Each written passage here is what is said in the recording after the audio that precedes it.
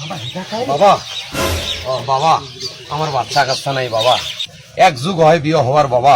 বাবা একটা তাবিজ হলো দাও, আমার বাপ ডাক শোনার খুব ইচ্ছা বাবা। বাবা কি দেখিলেন? তোর তো হাতের কোনো রেখা নেই এখন কি করতে পারি বাবা? বাবা, তোর তো এটার অভ্যাস আছে রে বাবা। কিন্তু বাবা এটা যদি আমি বাদ দিই আমার কি ফলাফল ভালো হবে না বাবা? সময় লাগবে বাবারে। এই যে তাবিজটা তোকে দিলাম, জি বাবা। তোর যদি উপকার হয় তুই একটা মসজিদে মোমবাতি একটা আগরবাতি দিতে পারবি? পারবো বাবা। বাবারে উপকার হলে যদি মসজিদে মোমবাতি আগরবাতি না দিস তোর কিন্তু একটা বড় ক্ষতি হয়ে যাবে। তোর ডিম পাড়া মুরগি হঠাৎ করে ডিম পাড়া বন্ধ হয়ে যাবে। তখন যদি বাবা তুই হাতার চেষ্টা করলে আমার কাছে 4-5 বার আসলেও কিন্তু আমি তোর মুরগির ডিম পাড়া চালু করে দিতে পারবো না রে বাবা। আরে বাবা উপায়? মসজিদে মোমবাতি আর আগরবাতি ইনশাআল্লাহ বাবা।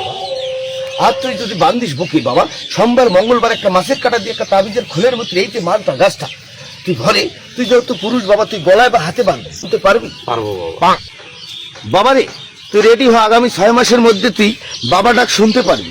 বাবা 6 তো 10 নয় নাকি 6 মাস কেন? বাবাটা কেমন ছোয়া? বাবা আমার ভুল হয়েছে রে, তুই 10 মাসের মাথায় তুই বাবা ডাক শুনতে পারবি। তাই বাবা? নিয়ম করে চলবি তাহলে দিস বাবা। হ্যাঁ ইনশাআল্লাহ। আল্লাহ মাফি আল্লাহ সাফি বাবা। হ্যাঁ, জি তোর তো বাবা। ওই সমস্যাটা আবার তুই বন্ধ করে দিবি ইনশাআল্লাহ বাবা, আপনার কথা আমি রাখবো।